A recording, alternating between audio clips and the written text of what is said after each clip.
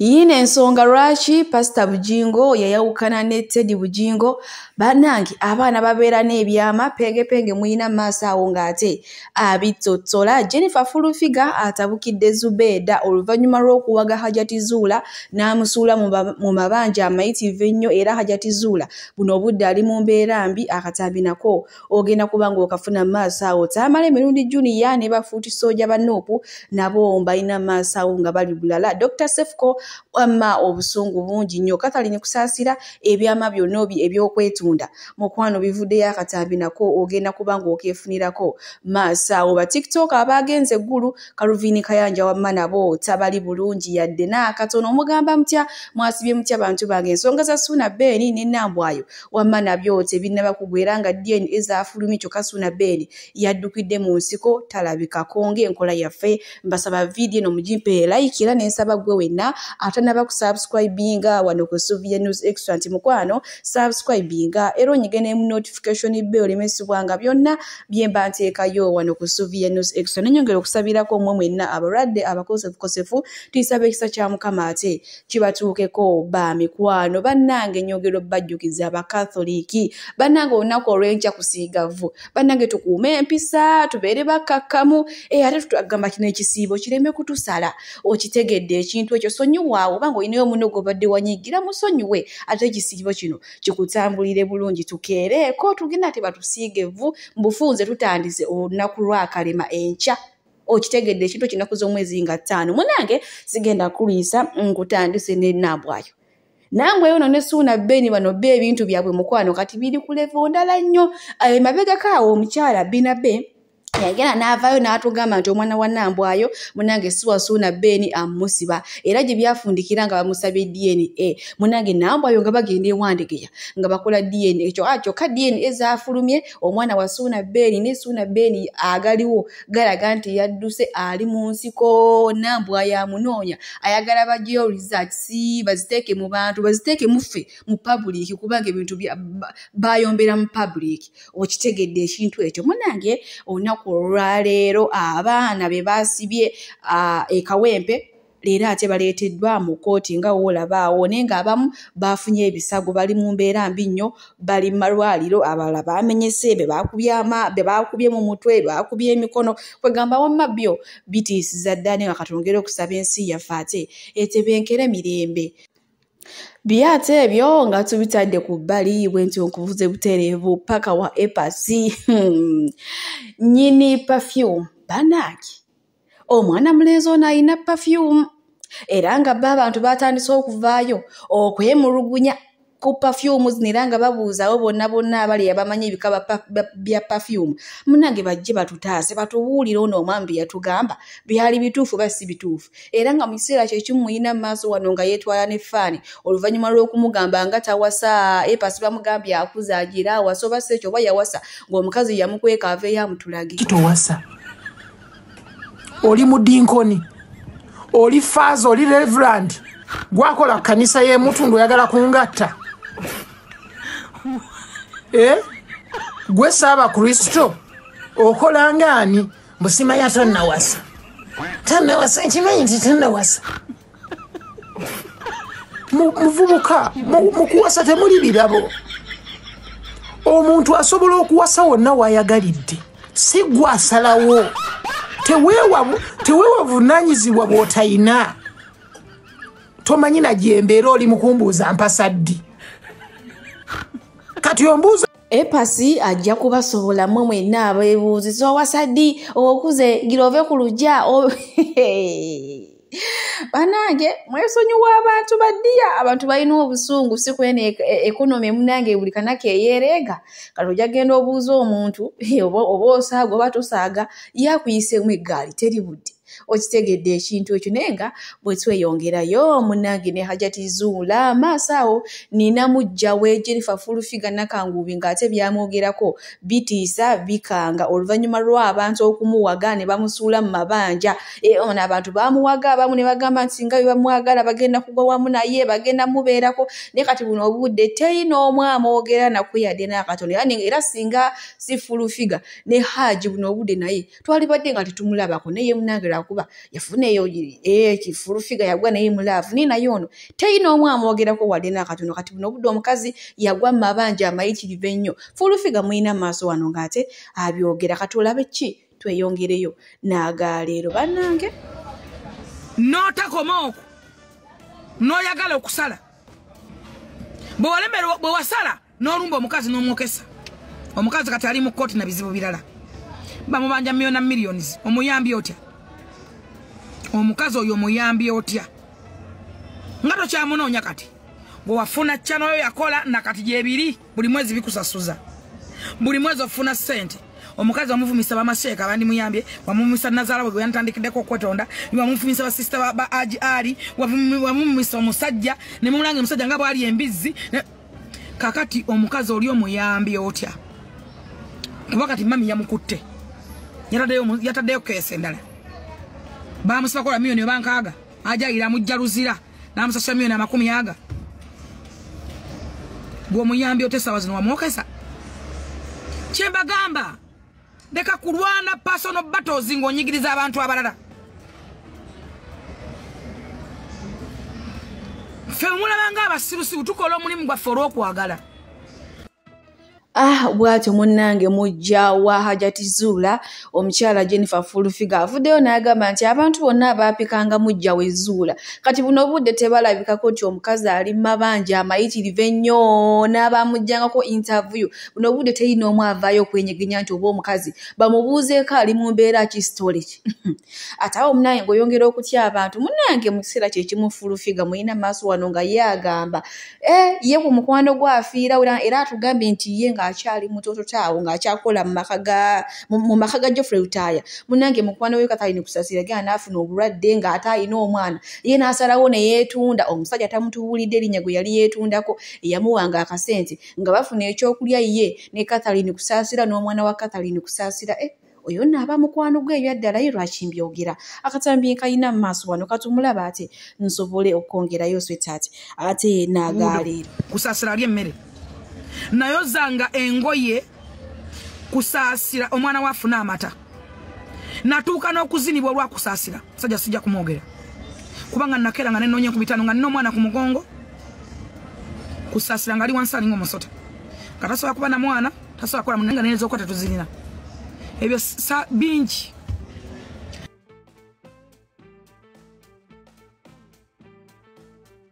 bingi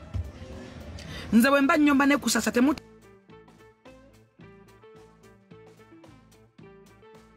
nze bwe mba nnyomba ne kusasa temuteekayo kigambo kyammwe era nagamba oyo liri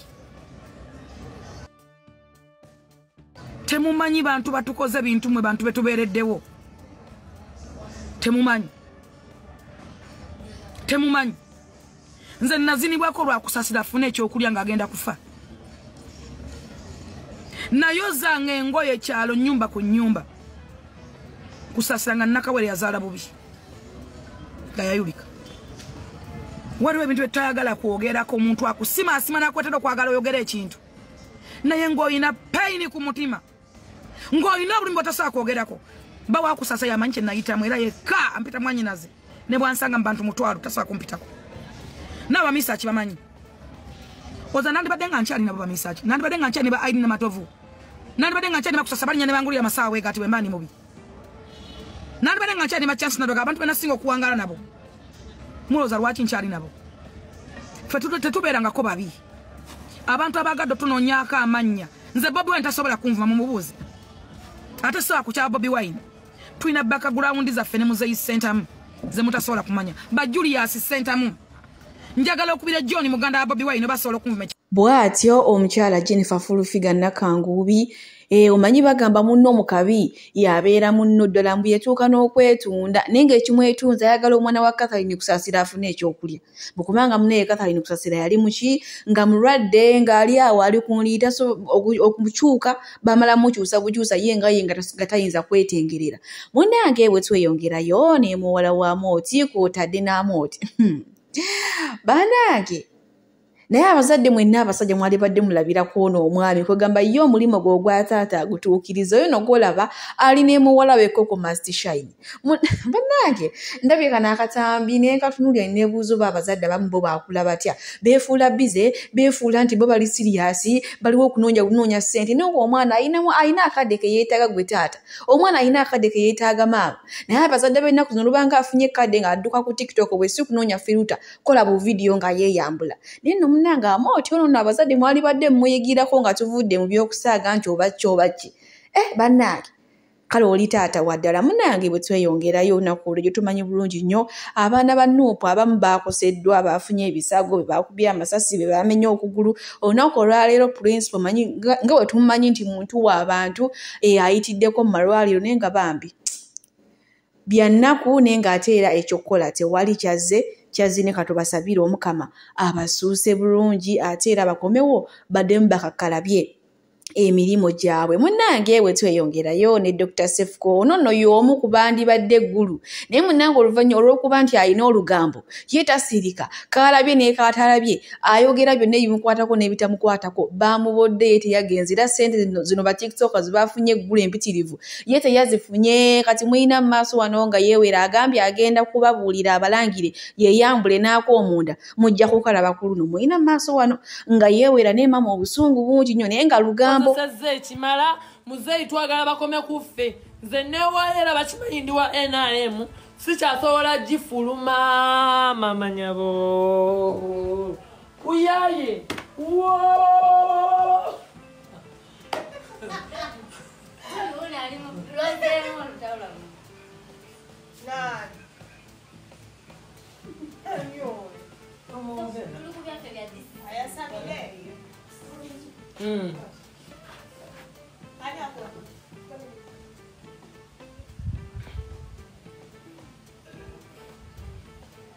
oba neeyambule bano bategere bulungi nti nno nekyaye oba ngende eri ggulu nga ndi bute kuba byonna mbisobola sinategera kyemba nkola kubanga ndi ready okubalaga emiwaatwa n'enjatika z'amafuuyi mmwe bankyawa abantu bankoowe nga nammwe mulabye emabega wange mbakoowe munkyawe bulungi ate sikomaawo nina okwogera ebyama byonna byemmanyi netoolole bulungi neete bulungi so that ndi free nga mbeeyambulidde mbalaze buli kimu mbalangidde buli kimu awo neme kusirikana byama byammwe awo nja kuwulira bulungi wenjogerera essaawa yonna ebyama byakuvaayo Dr. Sefco akasente keggulu teyafunye baamubodde oluvannyuma lw'okubeera n'olugambo manyi uli baagenda n'ayasanguza ebyama byonna bye baakolerayo leero baagambye tetugenda kutambula na wa lugambo kati bwe busungu bwawulira akasente kaamusibye yenna abalungi abatuwuliriza era abatulaba olunaku olwaleero tukyaddeko ewa Sheikh Ashraf Dembe sebo sanyusa okubalaba amannya agange yezeseeka Ashraf Dembe akola ku bizibu by'enjawulo omuntu singa aba alina ebirwadde musomereddwa tunywa amazzi ga lukuya nga bw'obadde ogalaba tugenda abantu ku kyoto ne twokya emizimu emibi egibabaamu n'okulomba edduwa abantu singa abeera ng'ali wano atuuse sobola okumulombera edduwa ne waba atatuuse nga mpadde amannya ge naye ng'ali wala naneetaase ennamba yange yeeno eri 0707363711 nammwe bannyinaffe abali ebweru oyagala okuba nti oyagala okulombera ku dduwa n'ebizibu viza zibuze amaka gakolongotana sente zikola zimpita mu ngalo ojja kumpeereza ekifaananyi kyo n'amanyago ebyo byokka bijja kummala nja kukulombera edduwa ojja kutereera olunaku olusembayo mu mwezi mba n'edduwa eyawamu ffenna n'abalwadde bange abakadde n'abapya salaamu alaikum warahmatullahi wabarakatu bwe tweyongerayo olunaku lw'ejjo Kawempe wamma abantu baakoseddwa abamu baabakubye mu mugongo abalala baazirise abalala baazimbye feesi naye olunaku olwaleero Principal agenze n'alambulako abo bonna abaafunye ebisago mu malwaliro naye maaso wano nina akatambi munnaye nga waliwo abeemulugunya mbu ba TikTok be baaguze ne bagenda ne bakuba abaana ba Nuupu ngenda kubanga akatambi kabateerako mu maaso wano mayinza nyumirwa nnyo okwogera ng'ekintu nkirinako obukakafu namwe ne mukyerabirako ng'okwambaza Sky Soldier uniform ne bamwambaza akakookolo n'atukuba emiggo Sky ki Sky Soldier yavudde eri simanyi gye babadde bagenze ne yabawo bajja babambaza uniform kutucha pambo kati enchansi ya ebifaananyi mbirina Sky Soldier abadde mu bali tukubembooko na kino ekisajja kyawaliwa ye bakiyita batya kisu olaba emabega wa bayitawo batya ku Mubaraka emabega wa Baraki ye Makindi ekisajja ekyamenyani ono naye nga awo tuli munnange nakati bakyali mu kwemulugunya naye nga abantu bayisiddwa bubi waliwo nno gwendabyo gwe basaze olugalo nga ye lwaviiriddeko ddala kale bwe tweyongerayo ne Mami Teddy Bugingo munnange n'olunaku lwaleero mazaalibwa ge era ng'awezezza omwaka munnange omukyala anyirira mu bufumbo yali tanyirira bw'ati naye maama okuva we yeyawukana n'omusumba Ozias Bugingo anyirira abaana bagambye mbw asinga n'ono aliyo mu maka okunyirira naye bantu mwe banange mwagala entalo ze temuzinteekamu temubinteekamu sibimanyi naye nga bwe bagambye naye nga mu kiseera kye kimu mu maaso wano nina pengepenge nga ye mukwano ayina byagamba mbwe ekyabaawula zaali ssente ye n'omusumba Ozias Bugingo zaali ssente ngenda kubanga mubateerako ate pengepenge tusobole okumulaba then tweyongereyo n'agaalero omukazi anyiriro sente kuba yatoba naye sente Teddy ye yaleetanga abantu abakola obujulizi obwa buli fake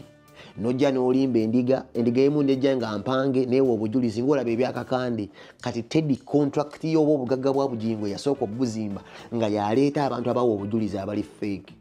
ne Bugingo mu kufunamu ne yeefuulira Teddy ekyabaawula tewaaliwo kiri omukwano gwali gukyasobola okubeerawo fake sente ze zaabaawula naye nno wenkutiira nti abantu ba Bugingo badongo Bugingo okimanyi nti ate mu kwawukana ne Teddy yagamba mbu Teddy yalina ekikulukuto kati ate nga gwe nsigala nkugoberera ekikulukuto kyakulema okusabira ogamba oli musajja wa Mukama wali musabira ekikulukuto kya mukazi wo ate nga nze nsigala nkuwa ssente mu kkanisayo nno munnange pengepenge bw'atyo munnange ate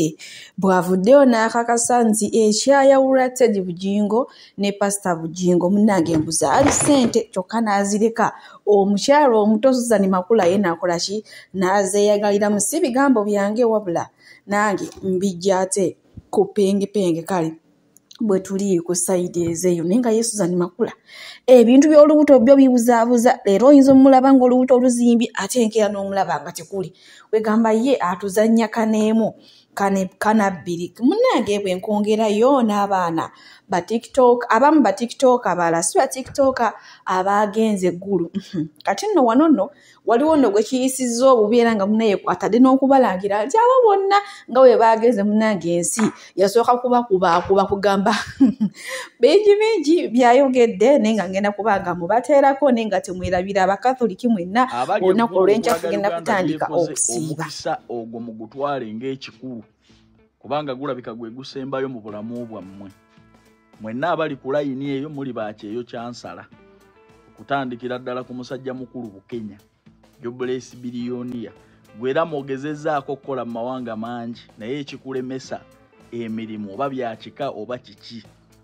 jasi n'abawala bonna bwe mwabaddeko kaabedda fininaani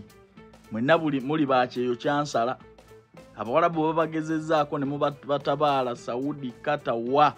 ne bigaana simanyi oba mpisa ze zibalemesa okukola so yenna yabatadde mu project ey'okulaga Uganda byekoze saagala bawe buwi musaala gwokka naye abawe n'essaala Frank Abao Maibulaza walinako ne kawumbi ne kakuyita mu ngalo kati oli ku mitwalo 4 ga buli mwezi okitegedde so omulimu mugutwale ng'ekikulu bwe mudda mu kuguzannyiramu n'okumanyiira abantu nga bwe mwakola ku mirimu ye muzze muzungako mugenda kumaliriza nga mwetuze kubanga nze nkakasa kino kye kisembayo